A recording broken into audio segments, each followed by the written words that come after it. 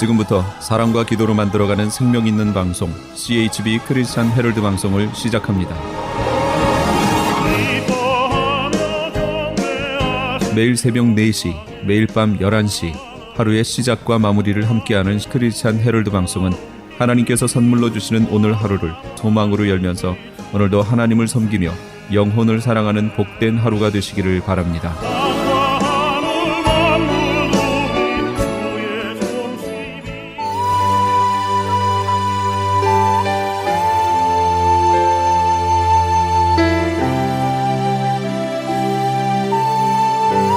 이 새벽을 주님과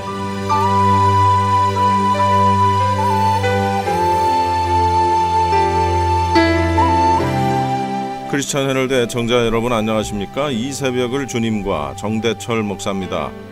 오늘도 주님의 은혜 가운데 안녕히 주무셨습니까? 크리스찬 헤럴드는 신문을 시작으로 라디오 그리고 이제는 공중파 채널인 18.88을 통해 텔레비전으로도 함께 하실 수 있습니다.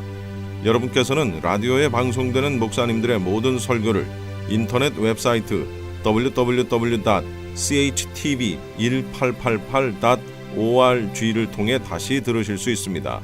오늘 하루도 하나님의 귀한 말씀으로 승리하시기 바랍니다.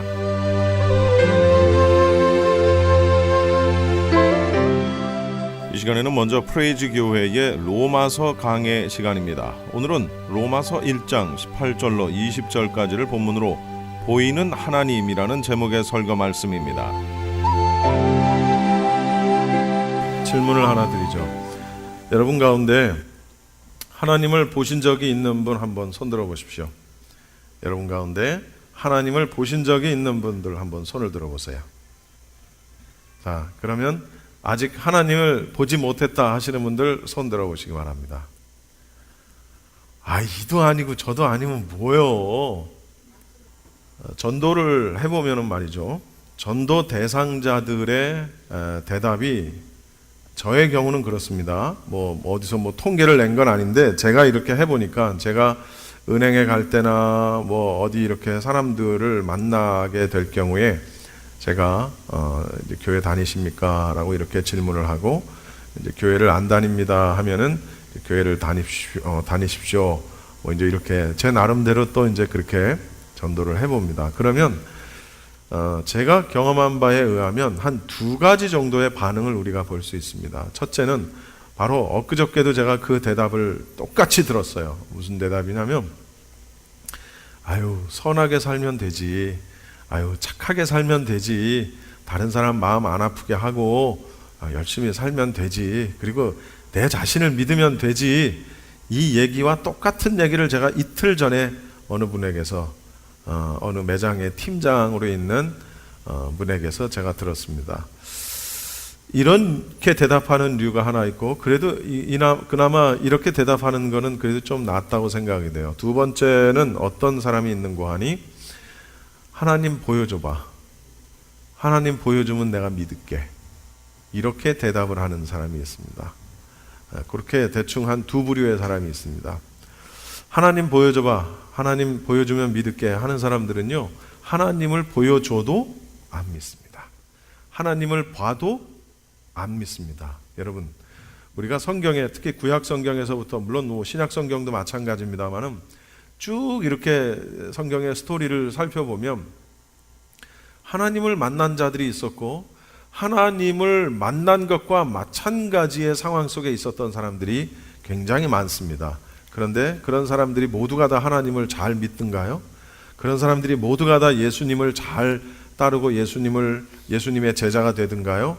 그렇지 않습니다. 이스라엘 백성들 같은 경우, 선택된 민족이라고 이야기하는 이스라엘 백성들 같은 경우, 저들이 이스라엘에서 나와서 이제 출애굽을 하면서 여러분 초자연적인 현상들을 그들이 경험합니다. 예를 들면 홍해가 갈라지는 그런 일이라든가, 홍해가 갈라진 그 가운데로 바닷길을 걸어서 건넜다? 이건 동화에도 없는 내용입니다. 그 사막의 그 낮에 그 뜨거운 불같은 태양빛을 구름이 가려주고, 또 사막 기온은 또 밤에 기온이 뚝 떨어지잖아요. 그 추운 그 사막의 밤을 불기둥이 그들을 따뜻하게 해주고, 농사를 짓습니까? 무엇을 합니까?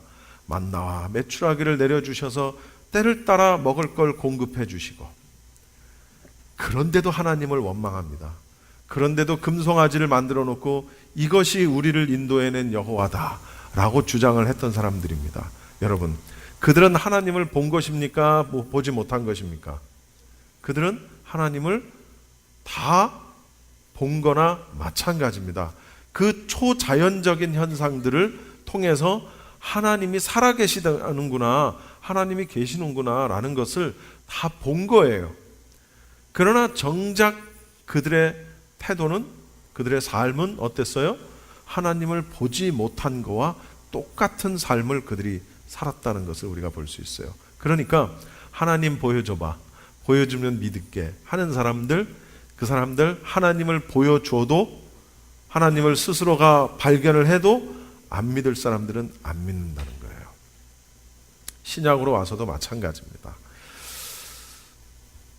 제가 하나님을 보신 분 손 들어보십시오라고 제가 질문을 드렸을 때 한 분도 하나님을 보신 분이 없다, 아무도 손을 들지 않았습니다.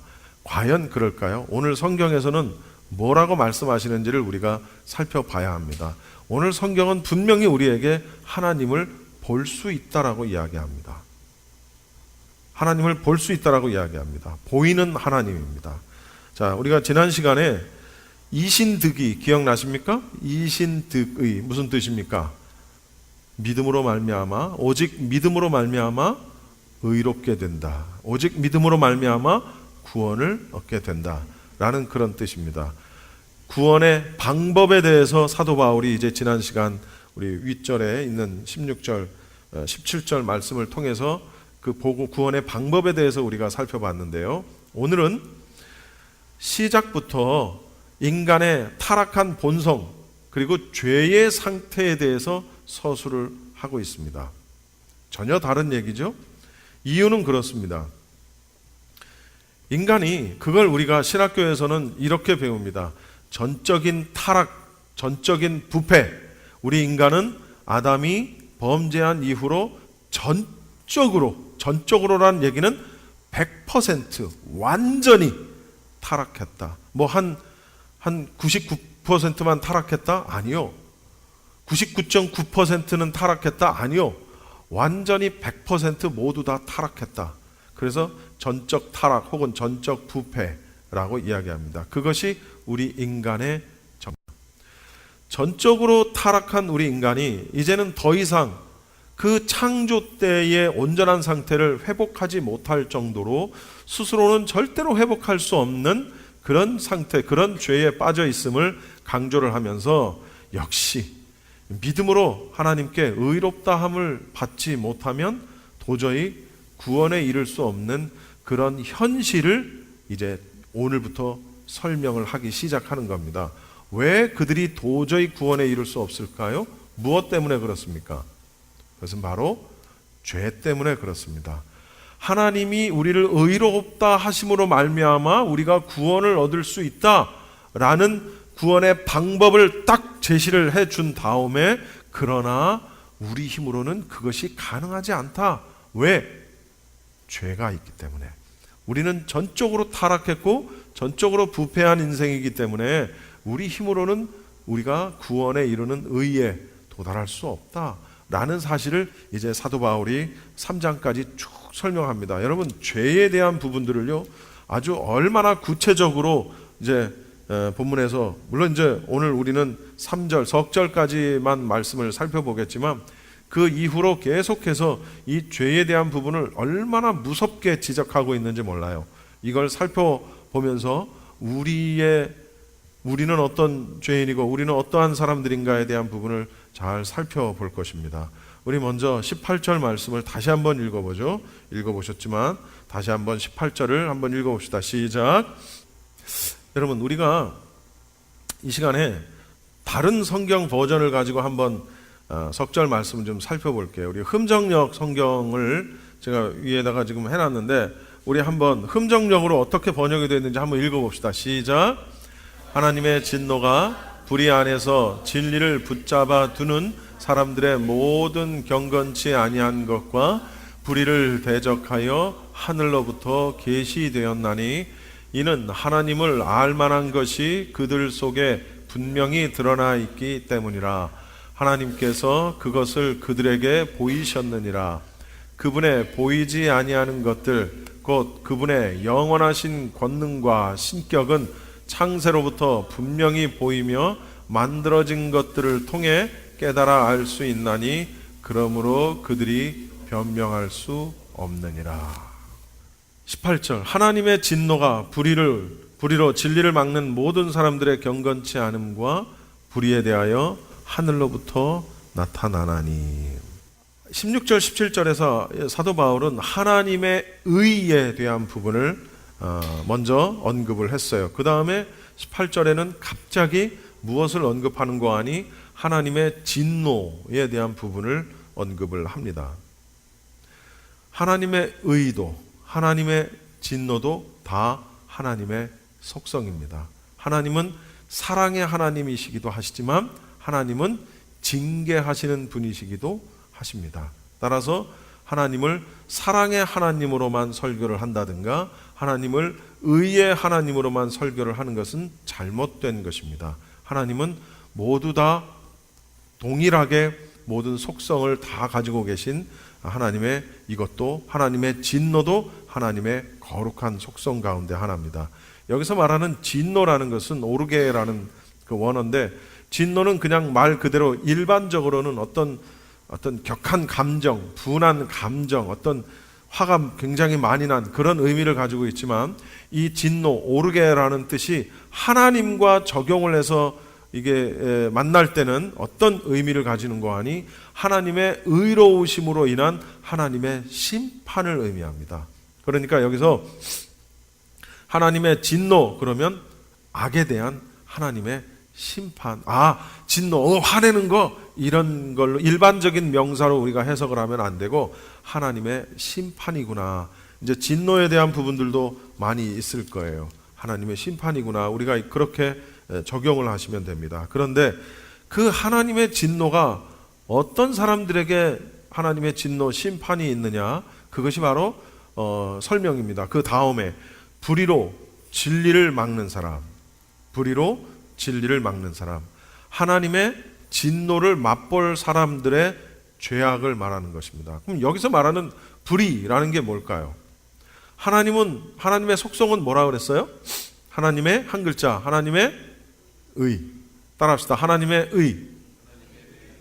그러면 마귀의 속성은 뭘까요? 불의. 하나님의 속성이 의면 마귀의 속성은 불의, 의롭지 않은 것이 마귀의 속성이에요. 하나님의 아이덴티티가 의라면 마귀의 아이덴티티는 뭐예요? 불의. 그 다음 진리라는 건 무엇을 의미합니까? 진리는 다른 말로 말씀 이렇게도 표현을 하고 진리와 말씀을 또 다른 말로 하면 무엇입니까? 예수님은 진리로도 지혜로도 말씀으로도 표현되어지는 것이 예수님입니다. 생명, 소망 이런 것으로도 표현이 되어집니다. 그러니까 무슨 얘기예요? 불의로 진리를 막는 사람들의, 다시 말하면 사탄의 종이 돼서 예수 그리스도의 역사하심을 막는 자들, 우리가 그렇게 해석을 해볼 수 있는 겁니다. 하나님의 심판, 하나님의 진노를 맛볼 사람들의 죄악은 사탄의 종이 돼서, 마귀의 종이 돼서 예수 그리스도의 역사하심을 막는 사람들. 그럼 그 사람들이 어떻게 한다는 얘기냐? 그게 바로 또 그 다음 모든 경건하지 않음과 불의에 대하여. 자, 그러면 그 진노를 맛볼 사람들은 불의로 진리를 막는 사람들인데 그 사람들이 어떤 모습으로 하냐면 경건치 않음과 불의로 나타나고 있다는 얘기입니다. 그럼 경건치 않음이라는 것은 무슨 얘기냐면 하나님에 대한 종교성, 종교적인 범죄를 이야기하는 것이고 여기서 말하는 불의라는 것은 도덕적인 범죄를 이야기하는 것입니다. 그러니까 우상을 섬기고 종교적으로 영적으로 하나님을 섬기지 않고 우상을 섬기며 불의, 즉 인간들 상호 간에 가지고 있어야 할 어떤 지켜야 할 도덕적인 가치관 혹은 윤리적인 가치관, 이런 것들을 깨부시는 거죠. 여러분, 이런 것은 이 시대뿐만 아니라 오늘날 우리 시대에도 이런 것들이 그냥 있잖아요. 뭐 애써서 찾을 필요도 없잖아요. 그냥 있는 겁니다. 우리 주변에 늘 우리가 만나는 겁니다. 그런데 그렇게 하나님을 믿지 않고 경건하지 않은, 그리고 세상 사람들에 대하여 도덕적으로도 윤리적으로도 함께하지 않은 이런 사람들의 모습들이 둘 다 하나님의 심판, 즉 하나님의 진노의 원인이 된다라는 겁니다. 잘 들으십시오. 하나님의 의로 말미암아 우리가 의롭다 하심을 얻고 그것으로 말미암아 우리가 구원을 얻는다. 그 방법을 우리에게 제시를 하면서 그 다음 우리가 이렇기 때문에 우리에게는 하나님의 의가 필요하다, 하나님을 믿는 믿음이 필요하다라는 것인데, 실상은 우리가 그렇지 못하다라는 것을, 우리가 얼마나 죄인인 것을 오늘 말씀이 오늘부터 이제 쭉 그것을 풀이해 주고 있는 거예요. 그런데 그 하나님의 진노하심이, 하나님의 심판이 이러한 사람들에게 나타나는데, 자, 여러분 말씀 보세요. 하나님의 진노가 불의로 진리를 막는 사람들의 모든 경건하지 않음과 불의에 대하여 어디로부터 나타난다고요? 하늘로부터 나타난다. 그러니까 이런 사람들에게 주어지는 그 심판이, 그 원천이 되는 것이 어디라고요? 하늘이라는 거예요. 하늘. 하늘로부터 심판의 결과가 하늘로부터 기원된다는 거예요. 그런데 여기서 우리가 하늘로부터 나타난다라는 그런 표현을 썼는데, 이 우리말이 가지고 있는 이것도 역시 한계입니다. 이 나타나니라는 단어가 가지고 있는 이 동사의 시제는 현재형입니다. 다시 말하면 진행형이란 말이에요. 그러니까 그 심판이 그때만 있었던 게 아니고 그때도 있었고 오늘날도 있었고 앞으로도 쭉 있을 것이다 라는 그런 얘기입니다. 물론 하나님의 심판의 최종적인 심판은 언제 있습니까? 예? 하나님의 최종적인 심판은 언제 있을까요? 우리가 계시록을 봤기 때문에 이 정도는 여러분이 자연스럽게 대답이 나와야 돼. 하나님의 더 이상 심판이 없는 최종적인 심판은 언제입니까? 그렇죠.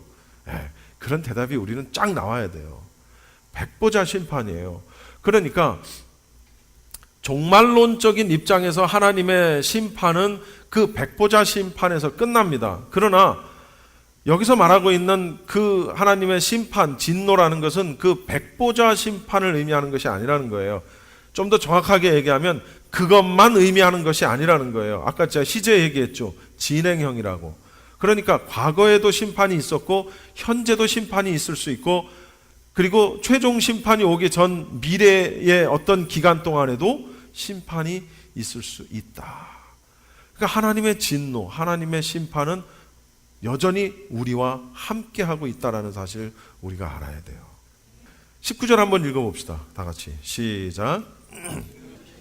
이는 하나님을 알만한 것이, 여기서 말하는 이는이라는 것은 이제 그 하나님의 진노에 대한 그 원인에 대한 설명입니다. 그 원인을 설명을 하는 것입니다. 왜 그러면 이 불의로 진리를 막는 모든 사람들의 경건하지 않음과 불의에 대해서 하나님이 심판하실 수밖에 없느냐라는 거예요. 지금 그 설명입니다. 그 설명의 첫 번째가 뭐냐면은, 따라합시다. 하나님의 알만한 것. 하나님의 알만한 것이 그들 속에 어떻게? 보인대요. 자, 여러분 주목하세요. 하나님께서는 모든 인간들로 하여금 하나님을 알 수 있게 하셨다는 거예요. 하나님이 보일 수 있게 하셨다는 거예요. 그런데 결론은 뭐냐면 사람이 그것을 묵살했다는 얘기입니다. 그것을 묵살했다는 얘기입니다. 왜 그럴 수밖에 없을까요? 타락했기 때문에, 그것도 100% 타락했기 때문에, 한 99%만 타락했으면 1%를 가지고 어떻게 좀 해볼 텐데 100% 타락을 해버렸기 때문에, 죄인이기 때문에 볼 수가 없는 거예요. 보여주는데 그걸 묵살을 해버린다라는 그런 얘기입니다. 그러면 하나님의 알만한 것이 뭘까? 이게 오늘 굉장히 중요한 포인트입니다.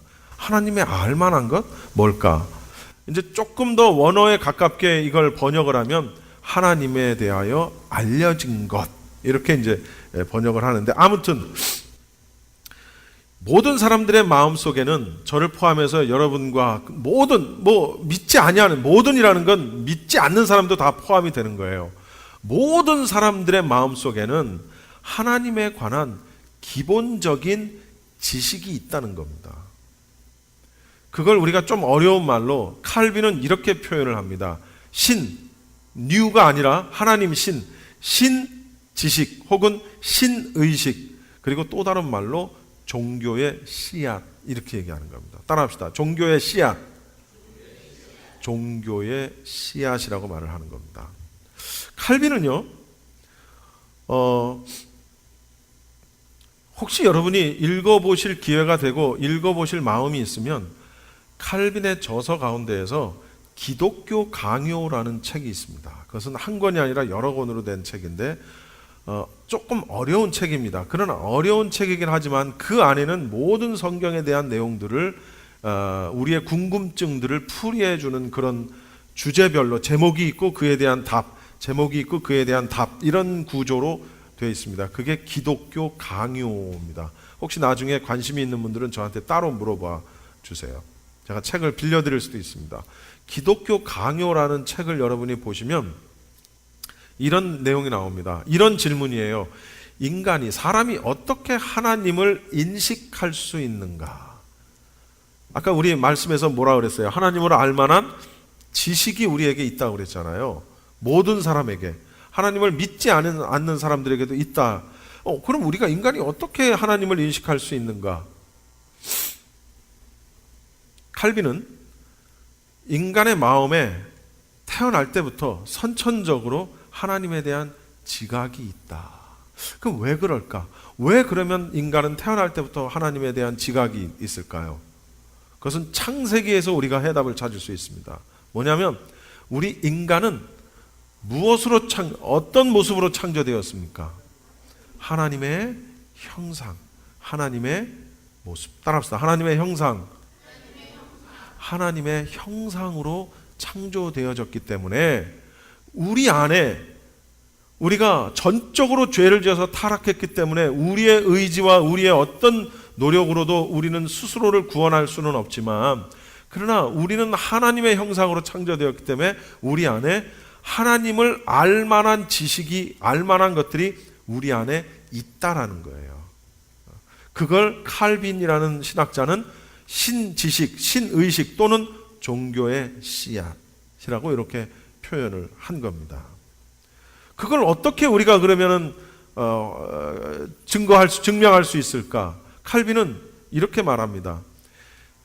전 세계에 살고 있는 어떠한 미개인이라 할지라도 하나님에 대한, 신에 대한 개념이 있다. 그걸 어떻게, 바로 어느 민족, 어느 국가, 우리가 아프리카 알지 못하는 종족, 아마존에 우리가 알지 못하는 어떤 종족, 인도네시아의 그 깊은 정글 속에서 알지 못하는 그 어떤 종족도 틀림없이 그들이 섬기는 신이 있다는 거예요. 하다못해 나무를 숭배한다든가, 돌무더기를 쌓아놓고 숭배한다든가, 어떤 짐승, 정령 숭배를 한다든가, 또는 샤머니즘이라고 우리가 보통 얘기하는 무당을 숭배한다든가, 어떤 식으로든 우리가 신의 모습을 만들어 놓고 그 신을 숭배한다는 거예요.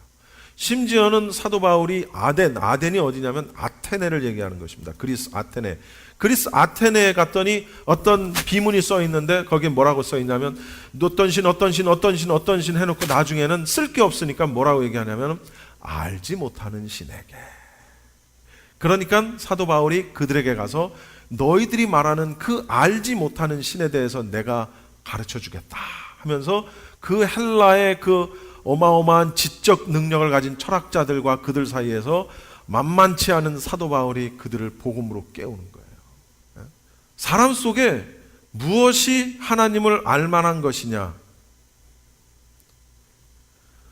어떤 형상과 어떤 모양, 아까 제가 얘기했죠. 하나님의 형상과 하나님의 모양.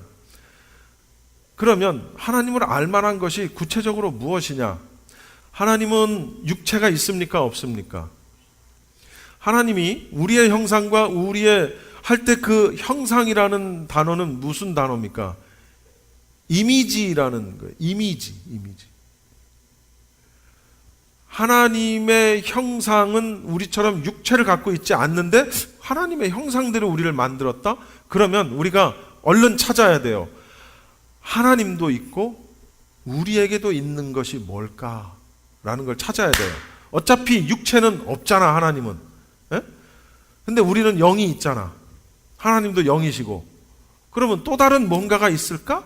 하나님의 형상에 가까운 것이. 그걸 찾아야 돼요. 그건 뭐냐면 공통적으로 있는 것입니다. 그걸 우리가 뭐라고 얘기하냐면 하나님도 있고 인간도 가지고 있다 해서 그걸 신학적인 용어로 함께 공유했다, 함께 가지고 있다 해서 공유적 속성이다 라고 말하는 겁니다. 그러면 공유적 속성이 뭡니까? 어떤 걸까요? 우리 인간에게는 지성이라는 게 있어요. 우리 인간에게는 이성이라는 게 있습니다. 그렇죠? 하나님께도 있습니다. 우리 인간에게는 감성이라는 것이 있고 의지라는 것이 있고 또 조금 구체적으로 얘기하면 우리 인간에게는 사랑도 있고 지혜도 있고 지식도 있고 분노도 있고 질투함도 있고 하나님께도 있고 우리에게도 있단 말이에요. 어떤 사회성, 이 모든 것들은 우리가 하나님과 함께 공유할 수 있는 속성이다. 그런 것들을 통해서 일단 우리가 하나님을 알 수 있다라는 거예요. 그러나 여기서 이것만 가지고는 우리가 그것을 설명하기가 너무 부족해. 그런데 여기서 분명히 뭐라고 성경에서 말씀을 하냐면 인성과 지성과 사회성과 사랑과 뭐 어쩌고 이런 것들은 굉장히 추상적인 개념이고 눈에 보이는 개념이 아니에요. 그렇잖아요. 만져지는 개념도 아니고 보이는 개념이 아니에요. 그런데 성경에는 분명히 뭐라고 얘기하냐면 하나님을 알 만한 것이 보인다고 그랬어요. 오늘 말씀에 18절에 보시면은 19절에 보시면은 그들 속에 보인다. 하나님을 알 만한 것이 그들 속에 보인다. 라면서 이렇게 설명을 하는 겁니다. 우리 20절 말씀을 한번 읽어봅시다. 20절. 19절에 하나님을 알 만한 것이 그들 속에 보였대요. 하나님이 그를 그 사람들에게 보이셨대요. 그럼 뭘 보였느냐? 그게 이제 20절 말씀이에요. 창세로부터 그의 보이지 아니하는 것들, 즉 그의 영원하신 능력과 신성이 하나님의 우리가 볼 수 없는 하나님의 신성, 하나님의 능력, 다시 말하면 아까 제가 공유적인 속성을 얘기했어요. 하나님도 가지고 있고 나도 가지고 있는 것을 공유적 속성, 그것은 지성과 인성과 뭐 감성과 뭐 이런 것들은 같이 갖고 있다고 했는데, 그러면 하나님과 우리가 함께 같이 갖고 있지 못한 건 뭐가 있을까요? 하나님의 전능하심, 하나님의 전지하심, 하나님의 무소불위하심, 삼위일체. 인간은 그 개념도 이해할 수가 없고 볼 수도 없을 뿐더러 가질 수도 없는 그런 속성들을 하나님은 가지고 계신단 말이에요. 그걸 이제 우리가 뭐라고 얘기하냐면 비공유적, 함께 가지고 있지 않다 해서 비공유적 속성이다 라고 말을 합니다. 그런데 보세요. 그의 보이지 아니하는 것들, 안 보이잖아요. 이런 것들이 보이지 아니하는 것들, 곧 그의 영원하신 능력과 신성, 하나님만이 가지고 계시는 능력과 신성이 보인다는 거예요. 어디에? 그가 만드신 만물에. 보이는데 어떻게 보여요? 분명히 보인다는 거예요. 분명히 보인다는 거예요. 분명히 보여 알려졌나니 그러므로 그들이 뭐 하지 못해요? 핑계하지 못한다. 지금까지 프레이즈 교회의 시간이었습니다. 프레이즈 교회에서는 매주 주일 오후 2시에 요한계시록 강해를 실시하고 있습니다. 요한계시록 강해에 참여하기를 원하시는 분들이나 신앙 상담을 원하시는 분들은 피코와 캔모어에 위치한 2668 웨스트 피코 블루버드 프레이즈 교회로 오시거나 전화 213-700-9833 213-700-9833번으로 문의하시기 바랍니다.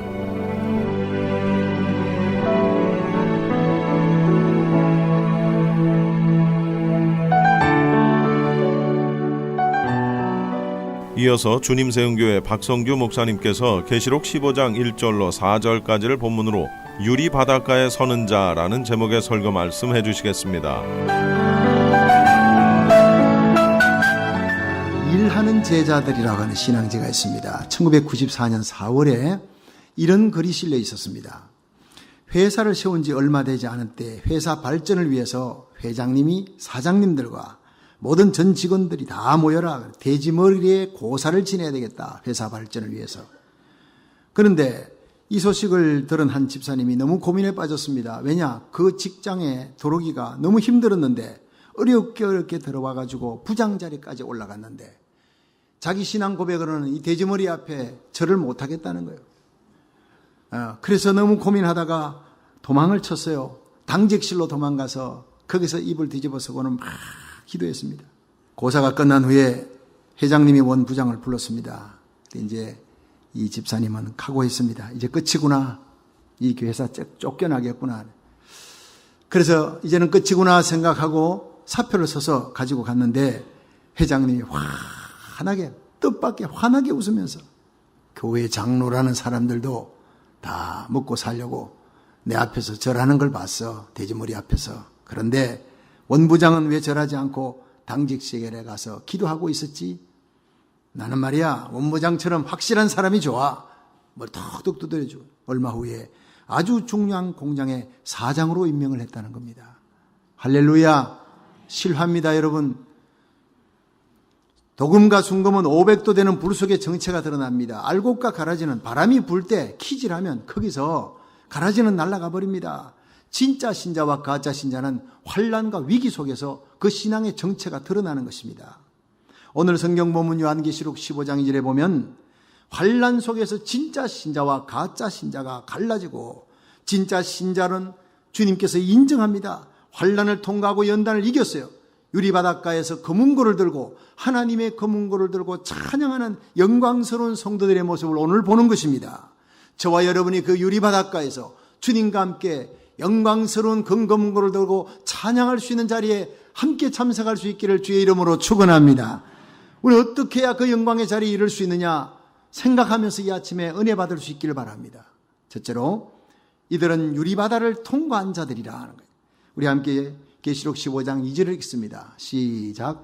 또 내가 보니 불이 섞인 유리바다 같은 것이 있고 짐승과 그의 우상과 그의 이름의 수를 이기고 벗어난 자들이 유리바닷가에 서서 하나님의 검은고를 가지고 아멘. 자, 여러분 승리자들이 예수 믿고 환난을 통과하고 이긴 자들이 다 유리바닷가에서 짐승과 그의 우상과 그 이름의 수를 이긴 자들이 벗어난 자들입니다. 그들이 하나님을 찬양하고 있습니다. 요한계시록 4장 1절에 보면 하늘문이 열리고 요한이 이리로 올라오라 하는 하나님의 음성 듣고 올라가서 보니 이 우주의 센터 우주를 통치하시는 하나님의 보좌가 있고 그 주위에 24명의 장로님들이 흰옷을 입고 머리에 면류관을 쓰고 있는데 이분들은 구약과 신약에 구원받은 하나님의 백성들을 대표하는 거예요. 근데 문제는요, 그 하나님의 보좌 앞에 유리바다가 있다. 수정같이 맑은 유리바다가 있더라는 게 계시록 4장입니다. 오늘 바다가 나옵니다. 이 바다는요, 맑은 바다입니다. 그런데 이 바다를 통과해야 하나님의 보좌 앞에 이른다는 겁니다. 이게 뭐냐? 저는 레돈드 비치 바닷가에 한번 갈 때마다 수평선이 끝없이 펼쳐진 수평선. 내가 여기서 헤엄치면 부산 앞바다까지 갈 수 있을까? 못 갑니다. 불가능입니다. 그걸 바다라 그러는 겁니다. 쉽게 말해서 내 힘으로는 하나님의 보좌 앞에 갈 수 없다는 거예요. 나의 선행과 나의 능력으로는 내 착한 행실로는 못 가는 것입니다. 믿으시면 아멘은. 근데 문제는요, 거기 부산에서 배가 한 척 왔습니다. 내가 타고 가면 되는 거예요. 비행기가 날아왔습니다. 한숨 푹 자고 나면 12시간 만에 도착합니다. 로마서 3장 23절에 모든 사람이 죄를 범하였음에 하나님의 영광에서 떠났더니 그리스도 예수 안에 있는 구속으로 말미암아 하나님의 은혜로 값없이 의롭다 하심을 받은 자 되었느니라 하세요. 그렇습니다. 우리 힘으로는 못 가지만 하나님의 은혜로 십자가의 보혈로 그 구속을 힘입어 믿음으로 가는 것이 바로 천국입니다. 계시록 7장 13절에 보면 장로 중에 하나가 응답하여 내게 이르되 흰 옷 입은 자들이 누구며 어디서 왔느냐? 내가 가로되 내 주여 당신이 알리다 하니 그가 나더러 이르되 이는 큰 환난에서 나오는 자들인데 어린 양의 피에 그 옷을 씻어 희게 하였느니라. 우리가 하나님 앞에 설 수 있는 자격은 예수의 피에 우리의 더러운 옷을 씻어 희게 하는 길밖에 없어요. 아무리 큰 죄라도 예수 그리스도의 보혈을 능력을 입으면 체험하면 그 영혼은 눈같이 여집니다. 여기에 우리의 감격이 있습니다. 이사야 1장 18절에 여호와께서 말씀하시되 오라 우리가 서로 변론하자. 너희 죄가 주홍같이 붉고도 흰 눈같이 되며 먹가같이 금을지라도 양털같이 되리라. 여러분, 우리의 어떤 죄라도 아무리 큰 죄라도 예수 그리스도의 보혈의 피가 씻지 못할 죄는 없다는 사실. 죽으면 죽으리라 하는 책에 저자였던 안희숙 여사가 일제 신사 참배 반대하다가 감옥에 투옥돼서 고생한 건 여러분 잘 압니다. 근데 그분이 이런 글을 썼습니다. 감옥에 들어갔더니 자기가 있는 그 옥에 어떤 여자가 들어왔는데 경남 거창에서 자기 남편을 독살한 죄 혐의를 갖고 들어와 17살짜리 화춘이라고 하는 그런 아주 나이가 젊은 여자입니다. 안희숙 여사는 그 영혼이 불쌍해서 날마다 예수님 믿으라 권했지만 마음이 굳게 닫힌 이 여인은 열지 않았어요. 예수를 믿지 않았어요.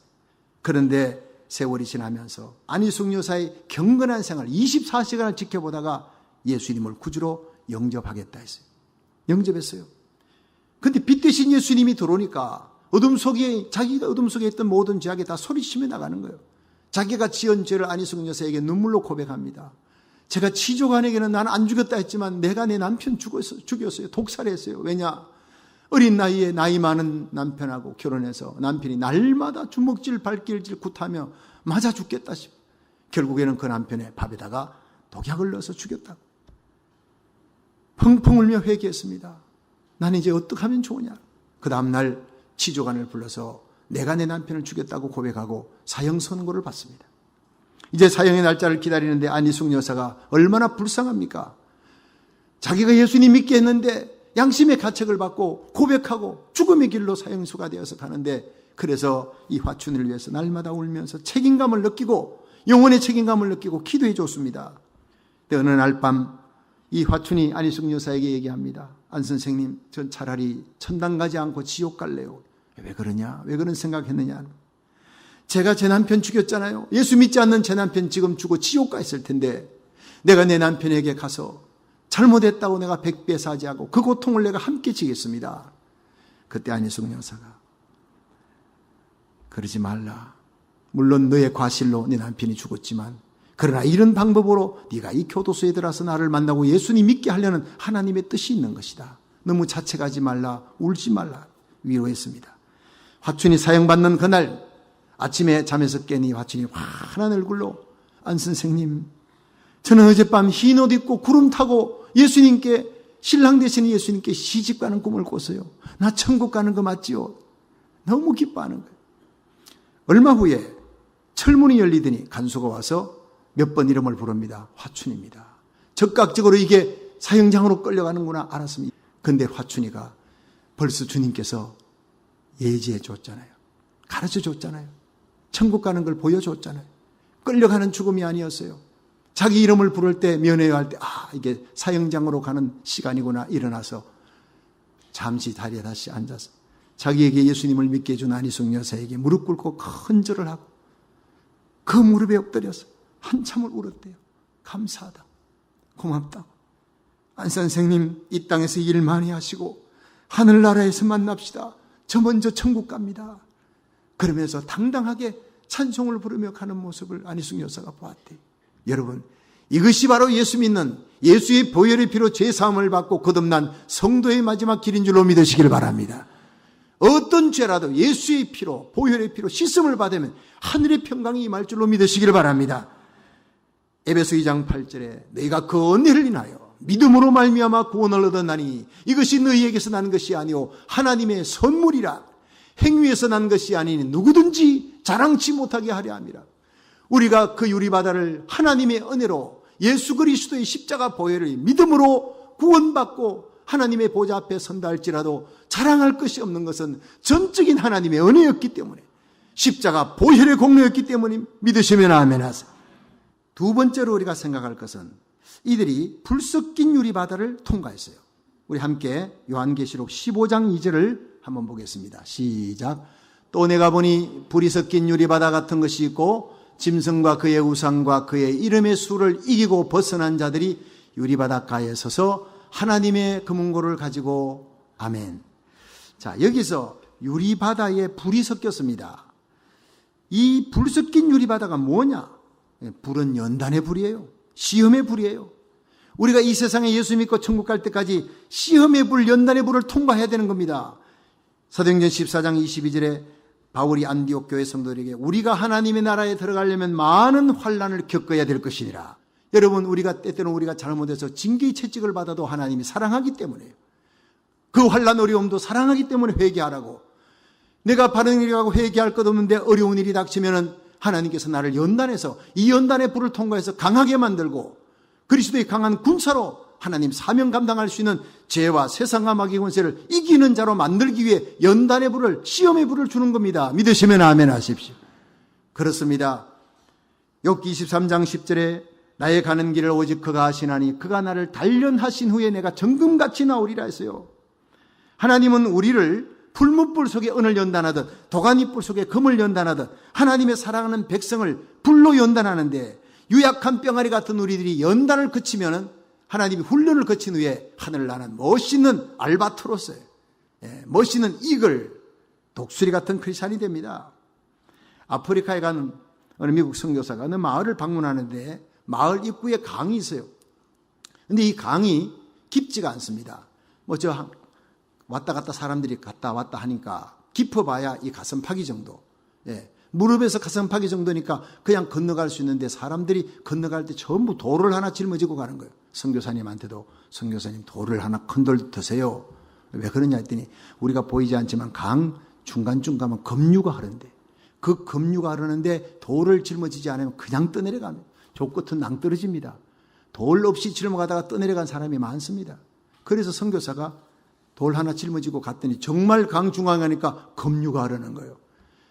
그 무거운 돌을 짊어지고 가지 않았다면 완전히 떠내려갈 뻔했다라는 겁니다. 여러분, 우리 신앙생활 인생살이에도 급류가 있습니다. 이 위험한 인생의 급류에서 우리를 떠내려가지 않게 하려고, 유혹의 급류에서 떠내려가지 않게 하려고 하나님께서 큰 돌 같은 무거운 십자가, 고통의 십자가를 저와 여러분의 어깨에 메워주시고 짊어지게 한 줄로 믿으시길 바랍니다. 그렇다면 우리에게 메워진 그 무거운 십자가, 고통스러운 십자가, 감사해야 될 십자가가 아니냐 이 말이에요. 유태인의 탈무드에 이런 이야기가 나옵니다.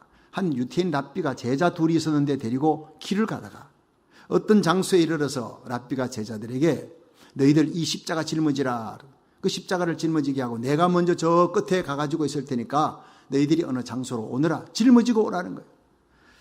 그런데 첫째 제자가 십자가를 걸머진 지 하루 만에 스승님이 계신 곳에 도착했습니다. 그런데 두 번째 제자는 그 다음날 딱 꼬박 이틀이 걸린 거예요. 도착하자마자 십자가를 패대기를 치고 불평을 하면서 말이지, 이런 법이 어디 있습니까 선생님? 저에게는 훨씬 더 무거운 십자가를 주셨잖아요. 저 친구는 가벼운 십자가 줘서 하루 만에 도착하고 나는 이렇게 무거운 십자가 지고 고생하고 이틀 만에 도착했으니 이거 불공평합니다.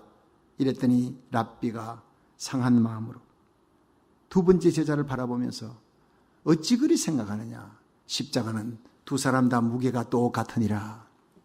그자 설마 무게가 똑같은데 저 친구는 그렇게 쉽게 지고 나는 이렇게 무겁게 어렵게 지고 갑니까? 그럴 리가 있습니까? 그때 랍비가 그에게 타일렀습니다.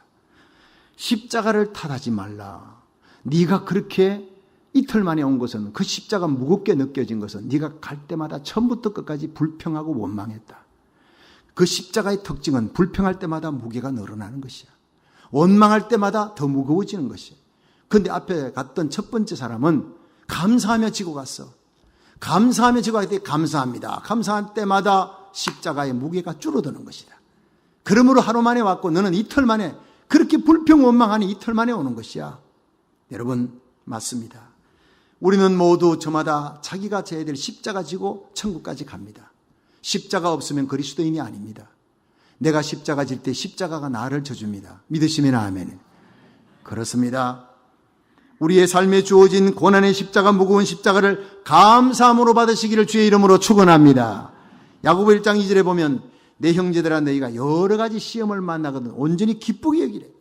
이는 너희 믿음의 시련이 연단을 만들고 인내를 만들어 인내를 온전히 이루라. 이는 너희로 온전하고 구비하여 조금도 부족함이 없게 하려 함이라. 야고보 1장 12절에 시험을 참는 자는 복이 있나니 이것이 옳다 인정함을 받은 후에 주께서 자기를 사랑하는 자에게 예비하신 생명의 멸관을 얻게 하실 것입니다. 할렐루야. 성도들이 때때로 원치 않는 십자가 질 때가 있습니다. 억지로 십자가 질 때가 있습니다. 왜 하나님께서 하나님의 백성으로 하여금 이 고난과 시련에 피할 길 주지 않고 억지로라도 십자가 지게 하느냐? 그것은 여러분을 사랑하기 때문에 영광 주시기 위해서 십자가 지게 하신 것입니다. 믿으시기를 바랍니다. 여러분, 불섞인 유리바다를 통과한 성도, 연단을 거치고 성숙한 선도, 감사함으로 십자가 지는 성도들만이 유리바닷가에 있어서 영광스러운 하나님의 보좌를 향해 찬양할 수 있는 자격이 주어지는 거예요. 로마서 8장 18절에 생각건대 현재의 고난인 장차 우리에게 나타날 영광과 좋게 비교할 수 없도다 했어요. 바울은 이 놀라운 비결을 깨달았습니다. 우리 성도들이 불섞인 유리바다 통과하지 않고는 결코 하나님의 보좌 앞에 설 수 없다는 걸 깨달았어요. 그래서 바울은 순교의 날이 가까워오자 성령으로 기뻐하며 그 믿음의 아들 디모데에게 합니다. 간제와 같이 벌써 부음이 되고 나의 떠날 기약이 가까웠다. 내가 선한 싸움 싸우고 달려갈 길 달리고 믿음을 지켰으니 이제 후로는 나에게 의의 멸관이 예비되었으니 죽어도 의로우신 재판장이 그날에 내게 주실 것이라. 여러분, 우리가 예수님의 보혈로 죄사함 받은 것 전적인 하나님의 은혜인 줄 믿으시기 바랍니다. 또한 그리스도를 위해 고난받는 것 전적인 하나님이 베푸신 은혜입니다. 하나님께서 은혜 주지 않으면 십자가도 주어지지 않습니다. 십자가는 우리의 특권입니다. 예수 그리스도를 위해 주님의 핏값으로 주고 사신 교회를 위해 고난받을 수 있는 특권 주신 것을 인해 이 영광에 참여함을 인해 감사하는 성도가 되시기를, 그리고 찬송하며 주의 길을 걸어갈 수 있기를 주의 이름으로 축원합니다.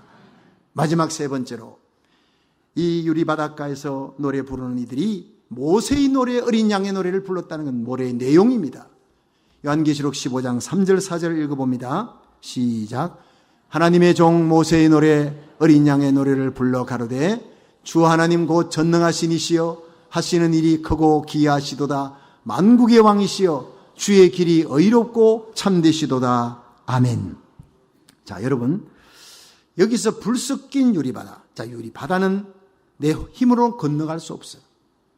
하나님의 공로, 예수 그리스도라는 비행기가 와야 내가 그 안에서, 인크라, 예수 안에서 구원받는 것이다. 근데 불섞인 유리바다, 우리는 이 땅에서 하나님 나라 가기까지 많은 환난을 겪고 연단을 겪고 강해지고 그 연단을 통과하면서 주의 몸된 교회를 섬기고 하나님 일할 때 하늘의 영광스러운 상급이 기다립니다. 믿으시면 아멘. 자, 이 불섞인 유리바다를 통과해서 그들이 부르는 노래가 있는데 이 노래가 모세의 노래예요. 어린 양의 노래. 자, 어린 양의 노래는 무엇일까? 둘 다 똑같습니다. 애굽의 10가지 재앙 중에 마지막 재앙에서 애굽 땅 전역과 이스라엘 사람도 예외는 아닙니다. 장자는 다 죽습니다. 뿐만 아니라 소와 말 모든 동물들의 맞새끼도 다 죽습니다. 그런데 이 재앙에서 벗어날 수 있는 길은 바로 양의 피를, 양을 죽여서 피를 발라요. 출애굽기 12장에 보면 모세가 이 하나님의 명령을 이스라엘 백성에 전달하니 이스라엘 백성들이 양을 죽여서 그 피를 가지고 문설주, 좌우설주, 아랫인방, 윗인방 하니까 문을 이렇게 치르니까 바쁠 때는 이렇게 못 발라요. 그냥 십자가로 막 발라대는 거예요. 그 아마 성경 주석학자들이 너무 급하게 바르니까 이 좌우설주, 아랫인방, 윗인방 막 그냥 십자가를 끄었을 것이다. 이렇게 추측합니다. 근데 그 양의 피를 바른 집은 여러분 죽음의 천사가 저주가 넘어갔습니다. The day of Passover. 넘어가는 거예요. 자, 그러면 그 다음날 보니 애굽 전역에 마다들이 죽었다고 통곡 소리가 진동하는데 고센 땅에는 한 명도 안 죽었어요. 죽을 생명 살았으니 양이 대신 죽었어요. 그 구속의 은혜 생각하며 어린 양의 노래를 부른 겁니다. 감격의 노래를 부른 겁니다. 그래서 하나님 감사합니다. 이 아니 죽을 생명 내 아들 살려놨으니 어린 양의 노래, 구속의 노래를 목놓아서 불렀을 거예요. 그리고 그들이 짐을 사가지고 출애굽 배가 홍해바다 앞에 이르렀을 때 뒤에는 애굽의 마병, 앞에는 홍해바다, 절망의 바다에서 하나님이 모세를 통해 길 열어주었어요. 모세가 기도의 손을 내미니까 길이 쫙 동풍이 불어 길이 열리니까 이스라엘 백성은 어린아이까지 한 명도 남김없이 다 구원받았습니다. 할렐루야. 애굽의 마병들은 전부 수장시켜요. 구원도 철저하게, 심판도 철저하게 행하시는 하나님, 그 하나님의 은혜를 목놓아 찬양하는 게, 그 다음 미리암이 소고들고 이스라엘 모든 여인들이 하루 종일 찬양을 했대요. 그게 모세의 노래. 둘 다 어린 양의 노래, 모세의 노래는 구원받음을 찬양하는 구속의 감격의 노래입니다. 감격이 빠지면 안 되는 거예요. 거기서 믿음으로 구원받습니다. 그러나 입이 아니라, 머리가 아니라 가슴으로. 머리와 가슴은 두 뺨밖에 되지 않지만 천국과 지옥이 마지막에 나누어지는 겁니다. 주님 오시는 그날까지 감격의 등잔불에 그 등불이 꺼지지 않기를, 믿음의 기름, 사랑의 기름, 소망의 기름에서 타오르는 감격의 불꽃이 꺼지지 않기를 주의 이름으로 축원합니다. 그렇습니다. 우리가 이제 이 불쑥긴 유리바다를 통과하지 않은 자들이 계시록 16장의 7천사의 진노의 대접을 받아 비참하게 그들은 죽고 적그리스도와 따라 전부 지옥으로 떨어집니다. 멸망으로.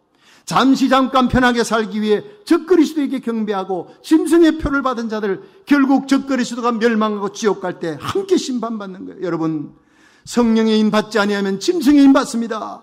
곡식 추수할 때 포도 추수도 일어납니다. 알곡이 익을 때 포도송이도 익는다네. 세상이 악해지면 죄가 많은 곳에 은혜가 넘친다고, 이 악하고 음란하고 폐역한 세상에 그리스도인들이 더 영성이 강하고 더 주님을 뜨겁게 믿을 수 있도록 성령을 한없이 부어주실 줄로 믿으시기 바랍니다. 불섞인 유리바다 통과하지 아니하면 진노의 대접 심판받고 지옥불에 들어갑니다. 성령의 인을 받지 아니하면 마귀의 인, 짐승의 인을 받게 됩니다. 하나님께 속하지 아니하면 마귀에게 속하는 것이고, 구원이냐 멸망이냐 둘 중에 하나지 중간지대는 없다는 것입니다. 이렇게 구원과 심판을 노래하는데 그 노래, 그 감격의 노래가 세 가지 내용이에요. 한번 따라 합시다. 주 하나님은 전능하신 하나님, 하나님의 하시는 일은 크고 기이하십니다. 주의 길은 의롭고 참되십니다.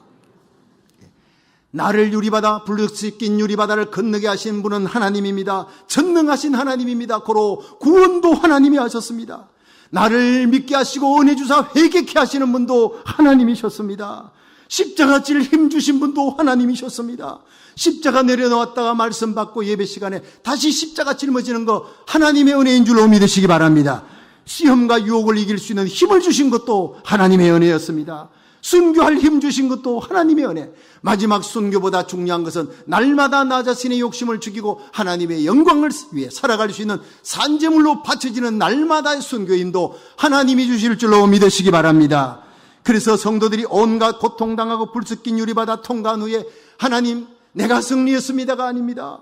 전능하신 하나님이 내게 승리 주었다고 노래합니다. 하나님의 하시는 일은 크고 기이합니다. 주의 길은 의롭고 참되십니다. 오직 하나님이 이 모든 일을 하셨습니다. 이런 감격과 뜨거운 사랑의 고백을 할 수 있는 저와 여러분이 되시기를 주의 이름으로 축원합니다. 마지막 이야기 하나 하고 마칩니다. 스탠버기라고 하는 사람이 명화를 그립니다. 십자가에 달린 예수님. 그게 지금 성제롬 대성당에 붙어 있습니다. 근데 이분이 훌륭한 화가니까 성제롬 대성당의 주임 신부가 돈을 주면서 이 그림을 그려달라. 이 그림을 그리다 보니 돈이 액수가 너무 작아요. 그림값이. 자기를 어떻게 보고 이렇게 이 그림을 갖다 이 값에 그리라 그러냐. 초안만 해놓고는 그냥 한쪽 구석에 밀어놓았어요. 돈 될 만한 그림 그리겠다고 집시 여자 페피타를 고용했어요. 그리고는 모델로 그림을 그리는데 어느 날 이 페피타가 와서 점심시간에 밥을 먹고 있다가 선생님, 저기 구석에 있는 저 그림, 저 누군가 십자가에 달려서 죽는 것 같은데 저 누굽니까? 그랬더니 몰라도 돼, 신경 쓰지 마. 밥만 먹어. 근데 몇 날 며칠을 페피타가 쫄랐대요. 그러니까 할 수 없이 얘기했습니다. 예, 그분 하나님의 아들이 이 땅에 오셔서 우리를 위해 십자가에 달려 죽었는데 그래서 그 그림을 내게 신부가 내게 부탁해서 성제롬 대성당에 그리려고 하는데 내가 이제 초안만 그려놔. 그런데 이 얘기를 듣다가 이 페피타가 너무 감동을 한 거예요. 선생님, 저분이, 저 예수라는 분이 하나님의 아들이란 말이죠. 우리 때문에, 죄인된 우리 때문에 우리 죄를 용서하려고 이 땅에 와서 죽으셨단 말이죠. 이 예수님 선생님은 무척 사랑하시나 보죠. 그래서 저런 그림을 갖다가 그리려고 한 거 아닙니까? 허락한 거 아닙니까? 자, 여기에 이 스텐버그의 가슴에 양심의 가책을 받습니다. 자기는 그림값이 형편없어가지고 던져놨다는 말은 하지 않았는데, 선생님이 얼마나 예수님을 사랑하면 저 그림을 그리겠다고 했겠습니까? 여기 양심의 가책을 받고 페피타가 떠난 후에 그 그림을 붙들고 스텐버그가 그렇게 울기 시작합니다. 날 위해 십자가 지신 예수님, 그림값 때문에 내가 이 십자가 달린 예수님을 팽개쳐 놓다니. 그리고는 그림값을 받지 않고 그 그림을 정성을 들여 다 그려가지고 그 성제롬 대성당의 주임 신부에게 그냥 줬습니다. 그 그림이 붙어 있었는데 어느 날 진젠돌프라고 하는 젊은 청년이 백작입니다. 이 사람이 거기 왔다가 그 그림을 보고 감동하는데 그 밑에 글씨를 보았습니다. 나는 너를 위해 십자가에 피 흘렸다. 너는 나를 위해 무엇을 주느냐. 거기에 그만 녹아내리 무릎을 꿇고 펑펑 울고 있습니다. 그가 일어나 자기의 전 재산을 다 바쳐 모라비안 교파를 창설합니다. 감리교의 창설자 요한 웨슬레가 목사 집안, 4대 목사 집안에서 옥스포드 대학을 나온 명문대학 출신이, 그 사람이 대서양을 건너 미국에 전도 집회 왔다가 실패하고 돌아가다가 대서양 한복판에서 큰 풍랑이 일어난 얘기 아시죠? 그 풍랑 가운데 죽게 생겨 벌벌 떨고 있는데 어디서 찬송 소리가 들려가 봤더니 가판 밑에 몇 명의 성도들이 모여서 찬송 부르고 있는데 그 찬송 부르는 사람들이 모라비안 교도들이, 그들에게 도전을 받습니다. 나는 목사인데 죽음 앞에 떨고 있고 저들은 죽음의 풍랑 앞에 찬송하고 있다. 난 과연 구원받은 확신이 있느냐? 난 지금 죽어도 구원받을 수 있느냐? 자신이 없는 거예요. 자기 자신의 정체성을 발견하고 깊이 고민하다가 그는 런던에 도착해서 올드 스케이트카를 힘없이 걸어갑니다. 그런데 어느 순간 찬송 소리 듣고 가봤더니 조그마한 소부흥 집회 앞에서 설교하는 젊은 목사가 로마서 1장 17절을 외칩니다. 오직 의인은 믿음으로 말미암아 살리라. 그 뒷자리에 앉아있던 요한 웨슬레가 가슴에 불이 붙고 뜨거워졌어요. 눈물을 쏟으면서 예수 그리스도만이 나의 의입니다. 세계가 나의 교구입니다. 그때부터 말잔등 위에서 일생을 복음 전하는 삶을 살다가 세상 떠난 사람이 요한 웨슬레, 감리교의 창설자예요. 이 그림 한 장 때문에. 스텐버그의 감격의 그림, 십자가 그림 한 장이 진젠돌프 백장을 가슴을 울려놓고 진젠돌프 백작을 통해 모라비안 교도가 탄생되어졌고 이 모라비안 교도가 요한 웨슬레를 탄생시키는 역사가 일어났다는 겁니다. 여러분, 감격입니다. 하루를 살아도 십자가의 은혜에 감격하며 살아가시기를, 단 한 편의 설교에도 감격의 설교, 한 번의 찬양에도 십자가 사랑에 대한 감격의 찬양을 부르며 십자가 사랑에 대한 감격의 기도를 드리며 주의 발자취를 따라가시기를 주의 이름으로 축원합니다.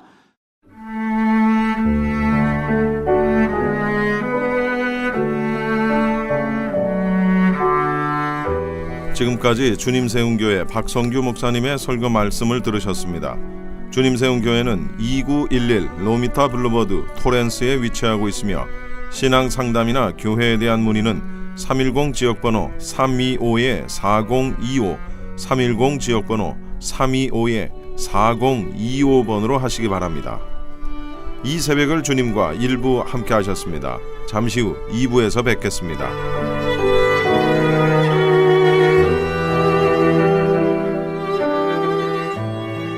M3를 아십니까?